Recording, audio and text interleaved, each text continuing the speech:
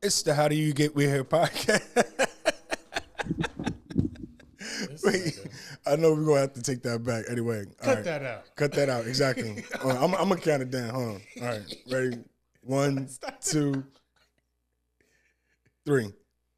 It's the How Did We Get Here podcast. It's Marwayne. What's going on, y'all? It's your boy Gabe. How is everybody doing? Clearly, Marwayne has something going on in his fucking mind for him to forget the same thing that he does every single fucking time that we do this episode. It wasn't so much forget. Like, things happen. Like, life happens. You stumble. But we stumble, but we fall down. But we get up. We fall down, but we get up. Okay. Okay. Right? Let's get it. For a savior is just a sinner who fell down. But what they do? They got their ass up. Okay, and that's what you did, and we praise the Lord for it. Okay, praise. What's going on, y'all? How's everybody doing? Awesome. How's everybody's day been, week been? I hope everybody's been okay, been well, been safe, been blessed. If you haven't been, I'm sending you positivity, sending you prayers. I'm sending everybody a big old, tight, old, nice hug. Okay, if you've been through some shit. Okay, so what have you been? How's your week been? How's everything been? Let's talk about actually real quick before everything, because this is like the first time that we've been back since your birthday. Mm-hmm. So happy birthday, Marway! Woo!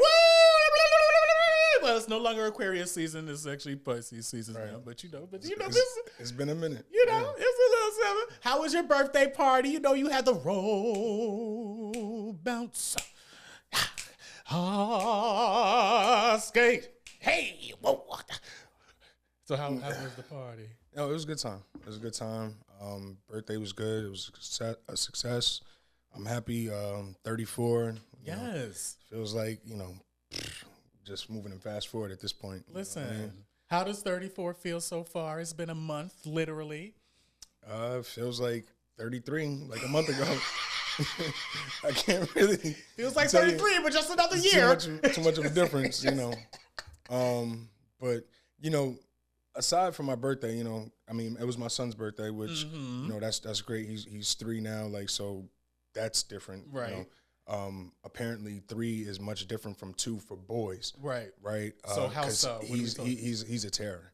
He really is. And it's not just me, because I talk to other parents, and they're confirming what's I'm seeing and witnessing that he's. What is Layden do with that? He's like a Sour Patch Kid. Like, 1 minute they're sweet and the next minute they're sour. Like, or vice versa. Like, but anyway, and he's so big. Mm-hmm. He's so 3. tall. He's 3, but he's in 4 or 5 year old clothing, and he's about the same size. And shout out to the mama feeding that good food. Listen, he moves as such. Can't even pop him. One time popped him and he laughed at me. So it's like that doesn't even work. You know what I mean? Like that's a little man. It. That's a little man. So he's gonna be a football player, okay? But aside from our birthdays, another big thing that happened, the Super Bowl.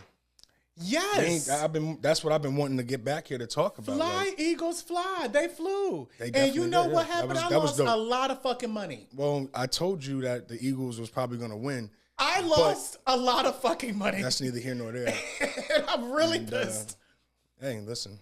I lost a lot of fucking money. You should probably stop betting on things you have no idea about. I mean, listen, I put my trust on cappers, and literally they all failed me. The Chiefs got their ass the fuck beat. This was probably one of the, I only be watching the Super Bowl or shit that if I'm putting my money into it, I'm going to fucking watch it. And the Super Bowl, of course, also because Kendrick Lamar performed. Right. I was about to say, I know that's why you would be watching. He did fucking amazing. You know what I'm saying? Amazing. So, I was definitely watching the Super Bowl. And them niggas he beat my ass. They beat that motherfucker's ass. Yeah. But I don't really care about none of that. I'm not an Eagle or a Chiefs fan. The reason why I wanted to talk about it, because, like I said, I know that you would have been only watching it for the Kendrick Lamar show. I was definitely watching it because I'm sure you had an opinion about it, and as the whole world, I mean, First of all, everybody that didn't appreciate or didn't think that the Kendrick Lamar show was good, or it wasn't as lively, or wasn't expected as a Beyonce or anything like that. you guys are missing the point. And I think I actually put this in my story after the Kendrick Lamar show. I said, if you have something negative to say or something to say about this show, you are literally missing the point. And this is why we are in the place that we are in now. This is why that orange head ass fucking Gemini, who is, I'm a Gemini too, but that motherfucker giving us a bad fucking name. Okay, that's why his ass is up in there because of y'all. He uses the evil twin more often than the. He's good listen. one. He's a June Gemini, so okay. we're completely different. Okay. We're completely different. Yeah. May and June May has a little bit more. Anyway, I think yeah. So with the Kendrick Lamar show, ultimately, I think people are missing the point. He really killed a lot of birds with one stone. You know what I mean? Like the red, white, and blue, the guys dancing, the theatrics and the optics of the actual performance, but more than that, the game over sign and the ends, like basically that money. America is a game. Like this whole thing is a game. Like Serena Williams being on stage, literally doing the fucking crip walk. And then on top of that, on the song that is dissing the nigga that was fucking playing her ass, and then doing the crip walk because of the fact that she actually got disqualified. No, she didn't get disqualified. She didn't get disqualified. No. But I thought it was frowned upon. I was gonna say I thought she got disqualified. She didn't get disqualified. There was no fine or anything like that. It was just very much. But it was just frowned upon. Okay, but she did it again, and she gonna do it again and again and again. Yeah, so it was just it was just like like I said, a bunch of birds being killed with one stone, and not to mention that Kendrick Lamar, like of course they kept saying like, oh, I wish he had did a bunch of different songs, and rightfully so. Like the fans, I'm sure would have definitely appreciated it, but at the end of the day, he was there was a whole thing with his label and the whole money behind it, and that album, that GNX album, that was like. It was amazing. Did great marketing and streams and shares and everything like that. Like, so him doing that, making that the exclusive, part of the show, that's just brilliance to him. So shout out to Kendrick Lamar for and then let's also keep in mind that while people are complaining and saying all this shit about these shows, these artists don't get paid for the Super Bowl. Like, did you know that? They don't get paid for the Super Bowl. It makes sense. I mean, they are the ones that put the money out for these performances. And the reason why that they do this is because of the promotion and because of the notoriety and all that. Hence why, like with Beyonce, when she did all that shit, that's when like she did the whole rollout of the Renaissance and all of that stuff. Right. So like you have to understand that if Kendrick Lamar has always been a quote unquote woke artist, right? You know what I'm saying? So this is not something new to him for him to be making a statement, especially in this huge platform. Why the hell not? Yeah. But at the end of the day, people are gonna pick a side, and I think it's bigger than just Kendrick versus Drake. I think like I said, he just used that platform to, address some serious issues within the country that we live. So, a lot of people need to really wake up. And I think when you pick the side on that part, that's really kind of showing your true colors. That'll make your decision on what you know what I mean? On. So that's what it is. So but I mean, just catch us up on, what's been going on since we last met. Listen, it's been a lot. What has been going on with me? Life has been life, and I done got a new car, y'all. My car done broke down. Praise God. All right. Yeah, my old car done broke down on me. She done, she passed away. The arms of an angel. But now we got a new car. You know what I'm saying? We got a new car. Her name, my name is Susie. And my name, that's the name of my car now. Her name is Susie. Okay. But that's been going on with me. So we've been dealing with that. We've been dealing with a lot of personal life shit, with relationships and stuff like that. I just be trying to play the field and just try to manage stuff, and it's kind of it'd be a lot, friend. but we're trying. but yeah, my life, and this week particular, work has been a lot too. But we're managing. It's our busy season at work, so okay. We got a lot of stuff that we're getting in order, but life is definitely. I'm still blessed, so I'm not going to complain. So let's get started on our How It Started segment. Like everybody knows, we always start with our How It Started segment. And this is basically going to be a prefix. That's the right word, like prefix of the main episode. So, main episode is basically going to be about like our 30s, you know, life in our 30s. Mara and I are obviously like, you know, two men that are in our 30s. Actually, fun fact, we were actually going to call our show like Life Be Lifin'. Because of the fact that was like, it's like names. A premises of like us in our 30s and how life is and all of that. So we wanted to talk about that. But in our How It Started moment and segment, we wanted to talk about what are our best moments so far in our 30s. So what is my best moment so far? Right now I'm 33. I'm about to be 34.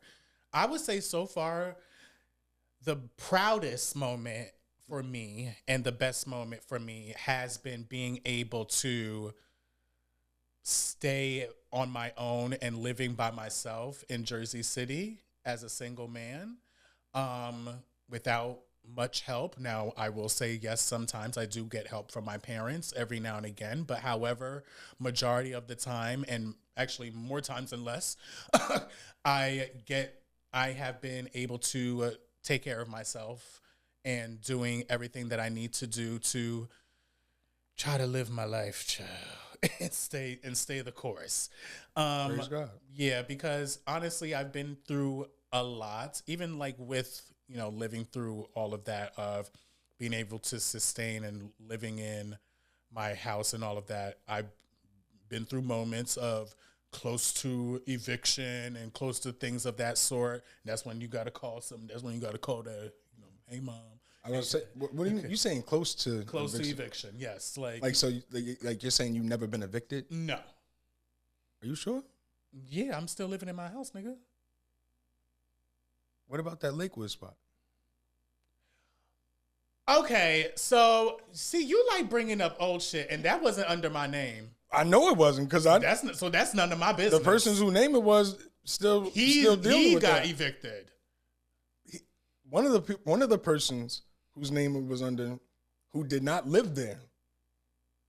That's none of my business either, because I didn't know nothing about that. See, that's the crazy part. You saying shit that don't have nothing to do with games. Anyway, so, okay. But yeah, a good moment for you right now in your 30s. Gabe has been able to secure a spot a home on my own for himself. Under my name. Praise God. Under my name. All right, all right. Because I'm about to say Florida too now.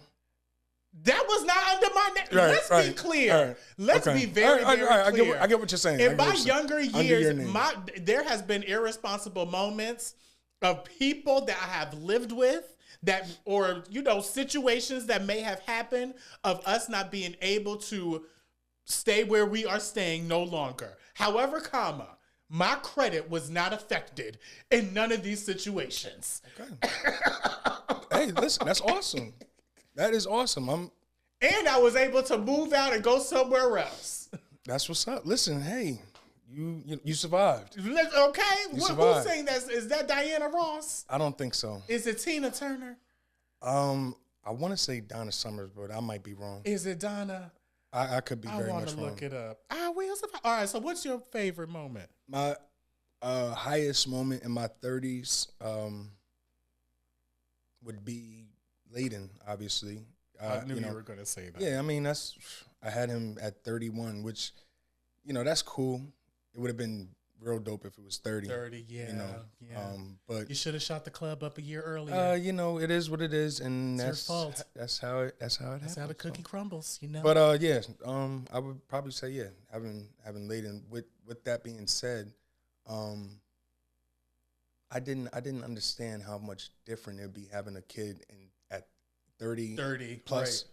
Versus, because, you know, I had Leilani at 25. Right. And I was going to say, we're going to get into that a little bit too, but yeah. But it's a different mindset. It's nice. That was my high moment, but, you know, it's whoo. Is it because of the fact that you are now in your 30s, do you feel that you're a little bit more experienced? That could be part of it. You know, just, you know, with what I know about, you know, having a daughter, 9-year-old, almost 10, you know, But it is a girl, like I said, it is a little bit different, with boys. But yeah, just I think being 30 though, it's not that, you're more tired or anything like that, but we be tired. But yeah, okay, because today drained me.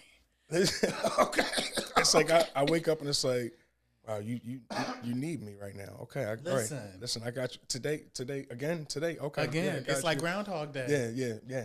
It never stops. So it's like, wow, I really got to take care of this person every day, and it's going to be forever. I just want you. Yeah, no, for sure. Sure, but I don't know. It felt so much easier with Leilani, and it's hard for me to say why, and I really don't think it has anything to do with the age, but maybe it's the fact that Leilani's still there and still needs to be taken care of because at the end of the day, she is 9. It's not like but she has a little bit more response. She's able to do specific things now because of the fact that she's older. Of course. So, but you know what the thing is? Leilani has been a single child for so long. Right. So that transition from her becoming a single child into a a sibling. No, she was 6 when when Layden was born. Yeah. Okay. So she was well aware of what was going on, but at the same time, for 6 years, it was just all about Leilani. Yeah, and she's spoiled. She definitely is my little stinker. Layden's spoiled too, but that's just the generation that we live in. Like, kids are gonna be spoiled. Yeah. Even if it's not the parent doing the spoiling, somebody's gonna come in. A grandparent, somebody's going to do it. Auntie, sister, cousin. I feel like uncle. though with y'all dynamic though, especially, the way that you guys grew up, like you and your sister and all of that, your parents made sure that you guys always had the best threads, always looked good, always were and for me, it wasn't necessarily spoiled, but I just felt like that you were always taken care of. And that's kind of how I feel like that you're teaching your kids and how you treat your kids. I don't think you're spoiling them. I think that it's like the same way that you guys were raised. You know what's funny? We really did not have like Jordans and Timbs and Air Forces like that. They didn't. My parents, bro, we was rocking shit like Arizona.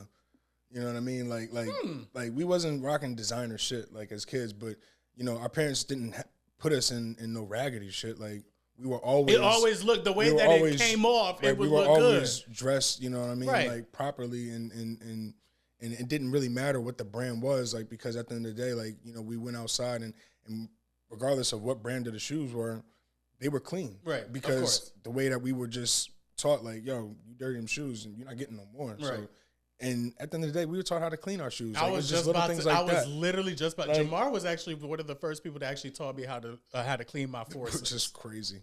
But I never knew how to clean my forces. And he was like, he taught me how to take that fucking bleach, the fucking toothbrush. I was like, oh, okay. Our parents, they taught us little things like that, like when we was younger. So, and we appreciated what we had. So we didn't have to have much. So, because we took care of our shit. You know what I mean? I think that was the main thing that they were trying to get across is, it doesn't matter what you have as long as you take care of it. And be grateful. You see the value in what you have. That's the important part. Right. Of course. So I love that. All right, so let's get started in our how we got here segment. So we're going to talk about the ups and downs of what we go through in our 30s. So everything that we deal with emotionally, physically, mentally, spiritually, all of that. So one of the first things that, because of the fact that, I had just spoke on, me being able to live on my own for the past 3 years and how that's been an accomplishment for me so far. And we manifested that it was going to continue to happen. Okay. We manifested homes and mansions. There you go. I'm going to have a fucking business person to pay my bills. Okay. But anyway, the first thing that I want to talk about is finances, because of the fact for me, finances is very major for me, especially going into my 30s. Someone for me starting in my 20s and, when I went to, we discussed in our previous episodes when, with me in Full Sail and how with the checks that I got and how I was making money blow. Okay. So for me, I feel like that in the beginning, in my early 20s, extremely negligent of, financing, how I can manage money, all of that, because I felt like that I didn't necessarily have too many responsibilities. While I definitely did. Yeah. But as I got older, I realized how much financing and credit and all of that stuff is necessary for you. My dad always, from growing up, because I feel like that nigga always saw that he was like, this nigga's gonna be a spender. So he always used to say to me, he was like, Gabriel, you have to learn the 2 S's. Save and spend. You save and then you spend. You save more, but you spend less. I clearly did the opposite for a majority of my life. But I clearly did the opposite. But honestly, I feel like that as I've grown, especially with this with the situation that happened with me with my eviction, I think that was a pivotal moment for me. And then another pivotal moment was like my car accident as well, because I realized that I was spending a lot of money on fucking alcohol and partying and all of that bullshit. So I was like, I need to buckle down and realize, what is the reason of why I'm spending this money? Who am I spending it for? Because I started to notice that I was doing things for people, and I was trying to please people and spending stuff for people. Like if somebody needed something, I'm gonna do it for him. And then I put myself in a disservice, because now I have adulting stuff like my regular bills that I'm not focused on, that I can't really move forward on, because I was out here partying and out here in the club and spending all my money on hookahs and drinks. Right. So trying to please other people. And I think I want to actually even use that, right, to go into the other part about, what's different from now, in our 30s versus back in our 20s. Yeah. I can say, at least for me, I think that was a huge part of why I did what I did in my 20s. And it was worrying about other people and trying to please other people, right? And, I made plenty of bad decisions. Yeah. And I think at the root of it all was, it was just trying to please somebody else. Yeah. That wasn't me. Like at the end of the day, like, I mean, you gotta, you make your bed, you gotta lay in it, and it is what it is, but, when you know what's in your heart, you're true to yourself, and I think that's where what's been the major difference between me being 20 something and being 30. It's like you start really seeing shit for what it is. You start following your gut. Right.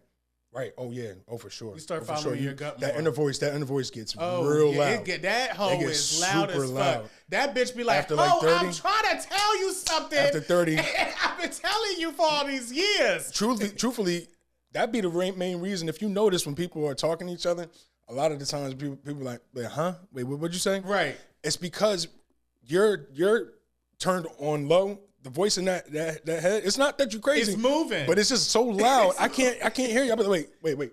Huh? What'd you say?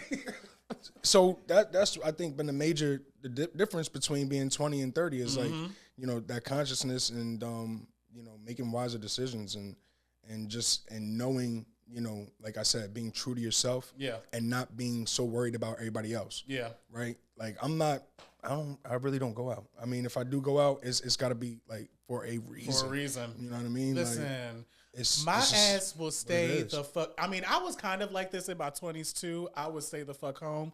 But now, I will stay the fuck home.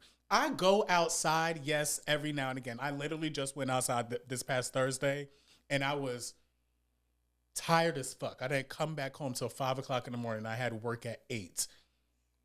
Literally, it was terrible. The whole day at work, I was in my bed and I didn't do shit. Okay. That's how it be. But like, that's the thing. Like when we're in our 30s now, we have different purposes. I have different things that I'm worried about. Your energy is displayed in other things, more important things. You don't have the energy. I don't have the energy to be going out to party and be out here doing the most and then having to work at 8 a.m. the next day. Even on a Saturday, I don't have the energy to go. When you proposed this question, I really thought to myself, like, because it's not about even having a kid. Because again, I had Leilani at 25. I could remember times when Leilani was a baby. I could remember times going out. Yeah. Like, for real. Like, we going used to go out outside. and being all right, you know. But now, oh yeah, bruh. Jamar. I see Jamar sometimes. He be outside. That nigga be in the club. He be knocked out. Bro. He be sleeping. I'm like, why? Take my friend home. Tired. That's been a long time. Because let me tell you something. Now, like, take my friend home. 2025, you probably won't even catch me. You see that video? Nope. I want to go home. For real. Okay. So, but yeah, like for definitely finances has definitely been a pivotal moment for me. I'm now thinking of better things. I'm now thinking of generational wealth. I'm thinking of, fixing credit. I'm thinking of getting better investments, all of that shit. This podcast itself is a business and an investment. Now we're in our 30s. We got to really take that shit seriously. Right. So like, we have to now put ourselves into position into how we are going to be able to afford and doing the things that we have to do to move forward and to be successful into where we are and where we want to be. You know what I'm saying? So I definitely wanted to discuss that. Another thing as well that we wanted to talk about is, obviously relationships in our 20s and 30s is completely different. I don't really know. Well, I guess for you it could be different too, but you've been with the same lady for, this whole time. But I would say like for relationships, even in relationships with friends and in your love life as well, I think that's a completely different aspect, because it's, again, like with what I said with the whole pleasing thing. In my 20s, I feel like that I was a pleaser, and I pleased a lot of people, and I just did shit just to make people happy. And once I became in my 30s and I've realized of like, things have to be, I've now been trying to move in a spirit of reciprocation, even in friendships, relationships, anything of that sort. And I'm like, I now need to realize that you need to give and be authentic in your giving, but also don't expect something back. But if you don't receive something, or if you don't receive something from the person that you really care about or you're giving to, then that should be like a red flag to me. You know what I'm saying? So I have been moving in friendships, in relationships, and all of that in that type of aspect, because I have lost a lot. And, as far as being friends and being loyal to people and being, truthful to motherfuckers, and I get nothing. I could even tell you a situation that just happened this weekend that just happened, like, with me being so caring and so thoughtful to somebody, and they chose to sneak around and do like other shit behind my back and not receive everything that I'm trying to give to them. And I now I'm feeling okay, well, you're an asshole. And I feel less than, because I'm like, okay, well, damn, like, I thought we was moving this way, and now it's not the way that it's supposed to be moving. So it's very, with moving in relationships for me, especially as a single man, it's very hard. And especially, these niggas out here are fucking weird. So gay or straight, I don't know about the straight niggas, but I heard y'all niggas are weird too, from what my female friends say. But, I feel like that it's just, I feel like that it has been a process for me as far as navigating my relationships between my 20s and my 30s, because I now want to move into reciprocation. I want to move into love. I want to move into, just being able to be authentic in all aspects, not only friendships, but in relationships too. Yeah. So what about you, friend? As far as for you, because of the fact that for both in friendships and relationships, I know for relationships for you, because you've been in your situation for such a long time, you literally have been in your situation your whole 20s, in a sense. Yeah, pretty much. Yeah. So how has that dynamic been between you guys in your 20s and where you are, well, you in your 20s and where you are now in your 30s in your relationship? And then also in friendships as well, how has your mindset changed in that as well? Well, I mean, like I said, you got to think, I feel like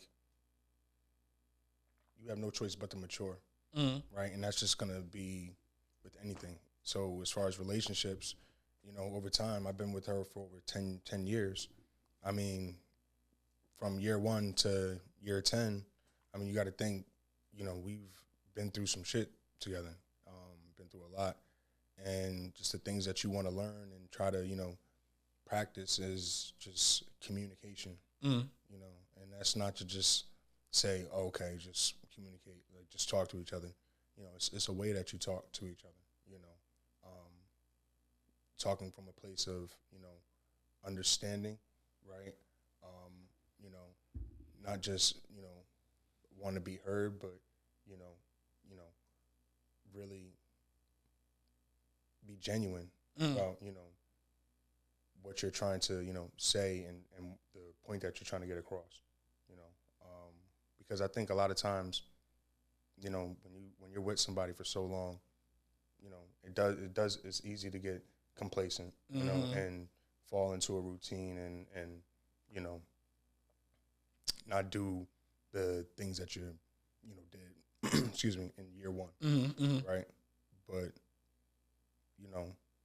go out on dates, try to spice it up, do whatever, it is that, you think, what you be doing what you be doing for your girl that be a little spicy?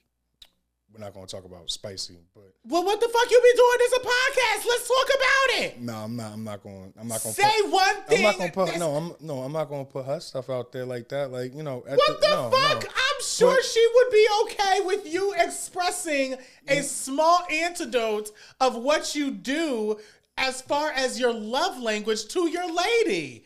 Well, you are being very surface with this fucking answer. As far as love language, I mean, her main love language is getting something to eat.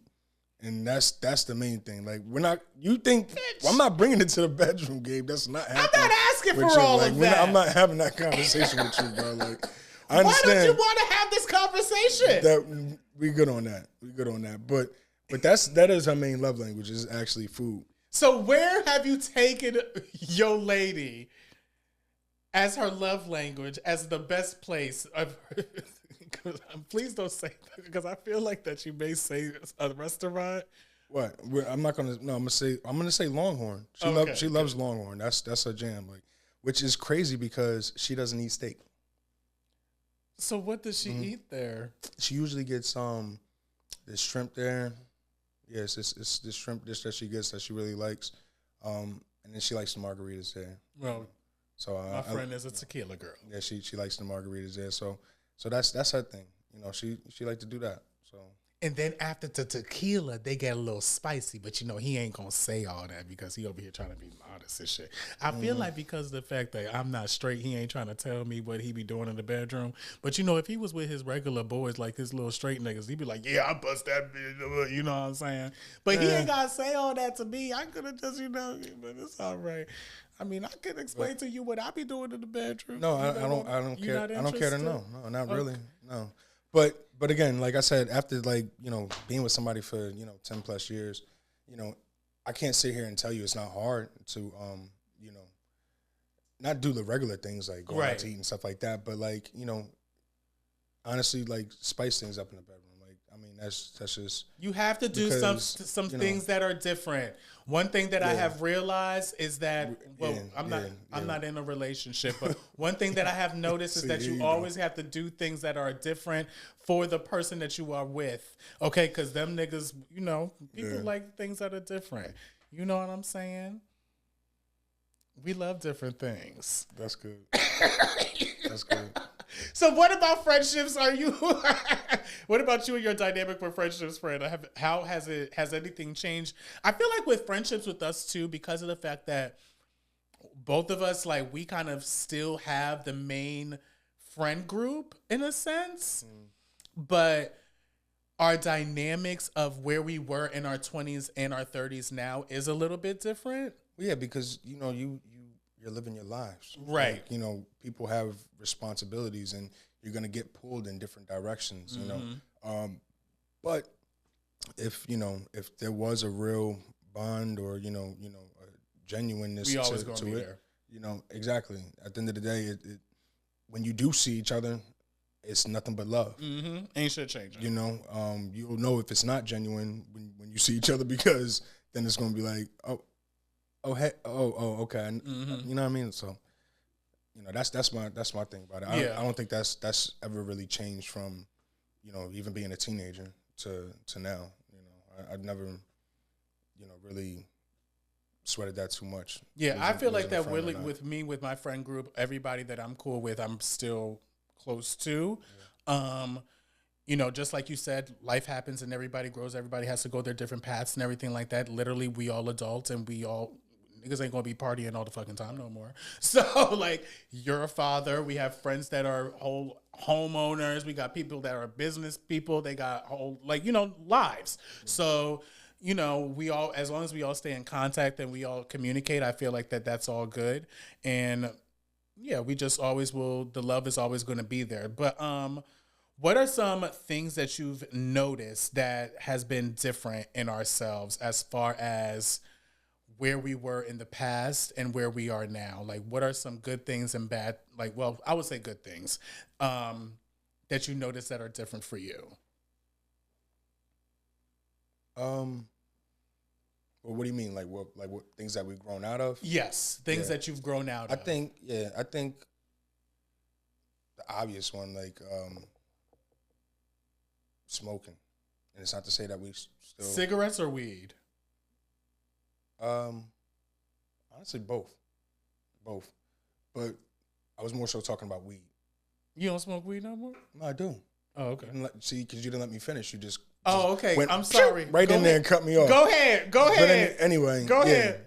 Not to say that we don't smoke, but I definitely think that the way that we used to smoke, at least the way I remembered it, because we used to smoke blunt after blunt after blunt after blunt, back to back to back, and I felt like we were like Snoop Dogg, Wiz Khalifa, you know what I mean, and that was on the regular, And we were spending money too. That was some money that was spent, honey. Okay, I don't. We was an eighth a day. Even if I had the opportunity, and it's not to say that I don't, I'm never around that amount of weed, because I just don't have the desire to do that. To sit there and roll up and back to back to back to back like that. Like I'm around people that are smoking. Like, say if I'm smoking and there's a few other people smoking and they just keep rolling up. I'm not going to sit there and just keep smoking. Yeah, good for you. Eventually, I'm just going to walk away. Like, cause good for you. But it's not even like, it's just I'm not really interested in trying to get super duper high. Like, good for you. Zoned out. Like, pass me the blunts. Yeah, I know you'll probably just sit there and smoke forever. I will smoke it until it's down. Okay. Yeah, no, I'm good off that. Pass me all of the fucking blunts, because I'm not where he's at. Okay. And honestly, and I even 31, depending on, who it is, like, I'm probably not going to just take anybody's blunt. Well, that's obvious. You can't do that. I was actually just at a party yesterday and somebody tried to smoke my blunt. And I said, I don't know you. I said, he said, can I hit that? I looked at him so crazy. Like, I'm surprised. I see people take all kinds of blunts. Sometimes it be from people you know. Now, too. I did smoke this guy's pen, but that's however he was. But let me tell you, I'm gonna tell you something, man. Be careful in 2025. It'll be somebody that you know too. It could be late. Are you trying to tell me something? No, I'm not. All right. Honestly, okay. So for me, one of the good things that you're saying is the smoking. I would say for me, it would be the drinking. I would say that when I entered into my 30s, that definitely was a decision that I wanted to make. However, while I started drinking briefly in going into my 30s, but I know that in my 20s and in my teens, a nigga was drinking down like a fish, okay? A water, okay? So I definitely feel like that's one of the best things and best decisions that I ever made in my life was to decide to stop drinking and for me to just be better with myself. I started doing better physically. I started working out more. Now my new addiction is literally the gym. Like literally the gym is now my new addiction. And I mean, I'm not going to call weed addiction, but I still be smoking down. He said, you know, I don't smoke back to back because, you know, I'm a 30-year-old that lives by himself. So, you know, we got to prioritize and finance stuff. So we smoke about three a day. Sure. You know, if we on vacation, we smoking the fuck down, though. No, listen, hey, that's ain't nothing wrong with that. Exactly. You know, I'm not judging or anything like that. I'm just saying, like, for me personally, I don't think I'll be blowing it down as much as I used to. Right. So what are some things in your 20s that you feel like that you're going to bring into your 30s as far as some good things that you think that, like, good aspects of yourself that you think that that you are bringing into your 30s now? I guess still being able to have fun.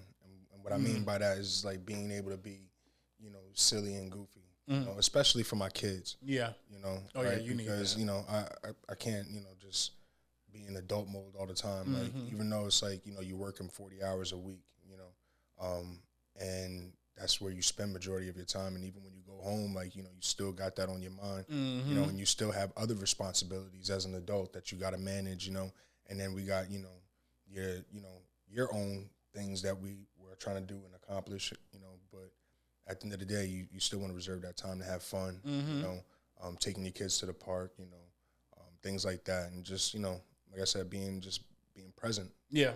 Right. Being present with your family and your kids. So that's something I hope that I can keep doing is being silly and funny, and my kids. You are a silly guy. Yeah, well, I mean, it is what it is. You got some jokes sometimes. You know, you can make people laugh. Well, thank you for that. You know, everybody's being honest these days. Yeah, you know, honesty is the key to success. And you? That is what they say. What do you think you need to bring from your 20s to your 30s to you know, be great? Similar to you, definitely the fun and the personality, but that's always going to be me. You know, yeah, I mean that ain't what did you won best laugh? I did win best laugh. You know, I don't even think I can't even because I be smoking so damn much. My ass be coughing now. You probably try to do that laugh and. I used to be able to do you remember I used to do the Woody Woodpecker laugh? I think maybe I used to be able to do the Woody Woodpecker laugh like so good. I'm not gonna try it right now because I'm sure it will probably stink. But something that I'm gonna bring into something I have been bringing into my 30s and I'm always gonna bring is what is I would say loyalty. My loyalty and self-care. I feel like that in my 20s, that's definitely something that I've learned is the dynamic of self-care and self-love. I didn't necessarily know what it fully was until my late 20s and my 30s.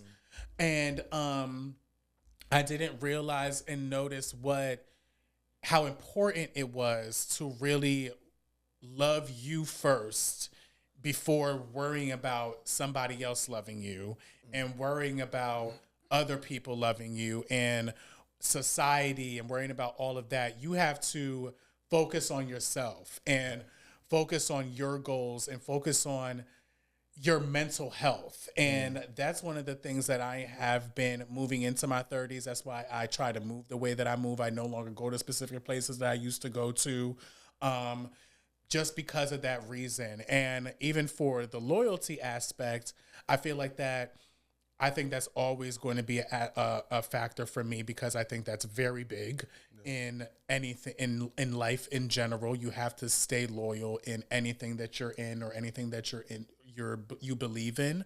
If whether it's family, relationships, friendships, I think that's major with me. I got that shit tatted on my ass. Okay? So that shit loyalty. So because you took one of mine, the fun, right? You took one of mine, the fun. So I'm not going to take the loyalty one. Right. Because honestly, I don't really necessarily 100% agree with it because you could be loyal to the wrong thing, right? Yes. Or, you know, so I mean, we can go deep into that, but. We could. You know, But that's true, though. You could be loyal to the wrong thing, but I feel like that you should have, but that also goes into the place of where I was saying of self-care and self-love. So that's what I will, so let me finish. That's what I was going to say I'm going to take from you, though. Okay. I'm going to agree with you on that one, right? Is the self-care and the self-love, right? That's definitely something that I want to, start doing more of and taking into our 30s is worrying about, yourself. Yes. You know what I mean? And it's not to say that you're being selfish, but it's to say that if I can't take care of myself, what do I look like taking care of you, right?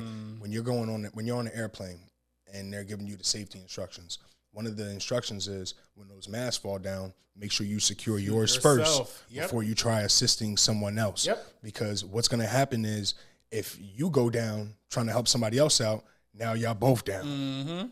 So I can't help you if I'm not straight. That's facts. Right? So that's huge. I think self-love and that's is something that a lot of us tend to forget is that when you are in these predicaments, sometimes you can't forget about yourself. Right. Because even as sometimes as you're growing up and all of that, you tend to try to help others before you help you. You know what I'm saying? You pouring into all these people's cups, but then you are left empty and with nothing.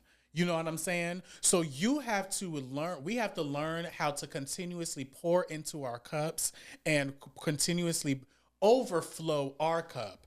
So even when it's time to pour into somebody else's cup, we should be already fine. Right. So if that person doesn't have the capability of pouring into our cup, that's okay because I did this thing from the heart to you. Right. You know what I'm saying? So I think that, to close everything out, I feel like that one of the good things that we should always remember for everybody that's listening, that's in your 30s or even in your 20s, going into your 30s, people that are in your 40s or anything like that, reminiscing back in the days of what y'all went through. 50s, 50s, 60s, 70s. Exactly. Anybody. No matter how old everybody can relate to how you guys were in your 30s. My grandma 82. And how you said who's 82? My grandma. Come on, grandma. Yeah. I have somebody, one of my years, his grandma just celebrated her 91st birthday. And I said, praise God. The Lord. Okay. Did you ever see that video of that lady on, I don't know, it was a video of a lady going around. I think she was 96 or 98. She looked good. She was on the mic at the church giving the testimony and she was like, I'm 90, 96 and 98. And she was like, on my way to 100 because 99 just won't do. I think she was 99. Okay. I think she turned 99 because she looked good, though. I love that. Okay. So on my way to 100 because 99 just won't do. All right. If that ain't a church lady, why do church women have like the best fucking saying? Mic drop. Boom. For real. Church women have the best sayings, bro. It's ridiculous. But no, for all of us that are in your 30s or 20s, I feel like that one of the positive things that I really want us to close out with and saying is continues to stay the course, y'all. Yeah. We got this. You know what I'm saying? One show is so funny. I'm now rewatching Insecure. You know the show Insecure with Issa Rae. Mm-hmm. I'm now rewatching it, and I love rewatching shows that I used to watch years ago just to get a new perspective. Yeah. And if you remember, Issa Rae was in this was a premise of her being in her 30s and all of that and growing up and and the things that she's dealt with. And I'm looking at the show now in a completely different perspective from being someone that was watching in his 20s, now watching in our 30s. And I'm like, girl, I could relate. The whole shit with her rent, the stuff with Lawrence, the shit with Molly. It makes so much sense. But you realize, and even throughout, I feel like Insecure is a great example because throughout the seasons, you saw Issa's growth and how she chose herself in majority of the time. And she said, at the end of the season, she said, fuck that. I'm choosing me and I'm going to do what I want to do. Yeah. And regardless of what anybody thinks. Right. You know what I'm saying? And I feel like that's one of the things that we should always lead with. Choose you, regardless of what anybody thinks or has to say. As long as you know that you are genuine, you prayed about it, you spoke to, we Jamar and I are very spiritual. We about Jesus. So know, as long as you prayed about it, you spoke to the universe, did what you had to do, spoke your affirmations, move forward and push forward with everything that you need to do and everything that you're going after. Obstacles and struggles are always going to come, but I feel like that struggles are lessons. You know what I'm saying? In some points, in some moments, I think that life lessons are there for a reason. And sometimes we gotta just analyze it, realize why we put ourselves in those situations sometimes, or why the situation happened, and just move forward. Right. You know? So yeah, friend. So what about you? What do you want to close out with as far as everything with everybody in their 30s and their 20s and everything like that? What you want to tell your kids that's going to be growing into their motherfucking 20s and 30s? I think that was Vic giving us a 10, right? Yeah. Well, I don't know what I would want to tell my kids. Why would you put that on me? See, this is why I don't like your fucking ass. This is exactly why. Yo, I really be. I tell you, you want to ask the deep questions. No, it ain't what you gonna tell your kids? Ain't no goddamn deep questions. What the fuck, like, you done just threw all that extra sauce on there for what? That's what's needed. We want to know. Cause, bro, my daughter is not even 10 years old yet. Like, bro, she got about 8 years. She's not even a decade yet, bro. Like, first off. Like, I'm not thinking about what my kids are doing in their 30s. What you gonna tell my stinker right now for somebody that's in his 30s of how to move forward? But, you know, it's funny how you had mentioned rewatching stuff. Has probably nothing to do with that. But Mrs. Doubtfire. That's actually my number one favorite movie. I rewatched that the other day. I love that movie. Like, it's been years since I watched that movie. And I watched it plenty of times as a kid. I might have watched it as a teenager, but it's definitely been a long time since I watched it and, like, really sat there and watched it as an adult. Bruh, I almost pissed my pants. I was cracking up. Like, Wendy's like, what is so funny? And it's like, bruh. It is hilarious. Like, you have to watch this. Like, it is, like, things that we missed as kids. Like, rest in peace, Robin Williams. Yeah, Robin Williams was a legend. Definitely that was such a great. Oh my God, that is my favorite movie, all time favorite, number one. So that's what I would recommend anybody as an adult, rewatching something from your childhood. Yes, you know. I love that. It could really be anything. I mean, obviously, you know, if you're a parent, you know, you're probably watching kid movies that you watch as kids, like. You know, and believe it or not, they're not that bad. But is Barney still around? They have a new version of Barney. Did I ever tell you about the documentary called I Love You, You Hate Me? Bro, let me tell you something. Gabe, let me tell you something. In the 90s when Barney first came out, there was a whole group of people that hated Barney. Like, there was like a Barney hate group. Like a KKK? I kid you not. They would make videos hanging Barney, burning him alive. Like, it was like crazy. What Barney do to him? It started with this guy who was jealous. Probably a white man. He was jealous of Barney. I think so. I'm pretty sure. Of course. He was jealous of Barney because his daughter. It's because Barney was purple. He would take trips or whatever, you know, work trips, and he'd come home and his daughter, you know, she'd run to his arms and blah blah blah.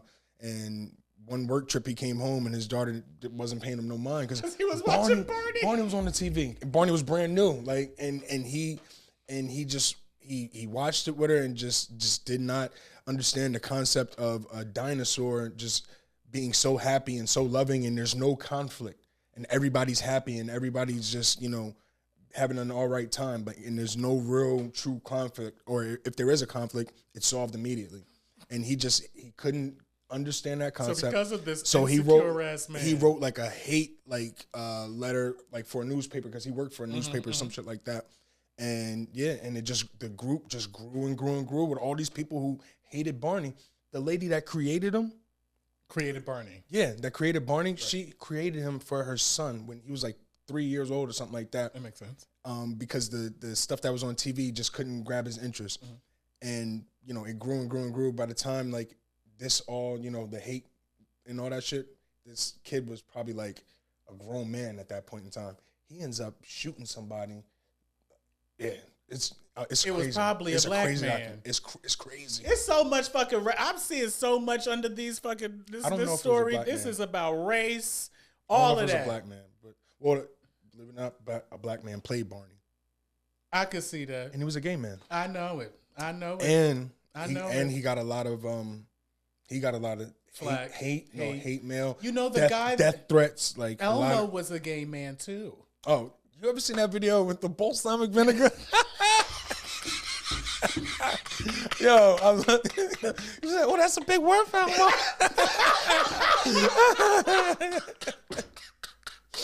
Balsamic vinegar. I actually did not know that Elmo was a black man until like a few years, like when he actually came out, and like, well, not like came out, but like, well, you start. Well, listen, I guess essentially came out. The internet, bro, it just keeps growing. Like information is just, it's ridiculous. Yeah. But no, for real, I think that should definitely be a real token for all of us that are in our 30s.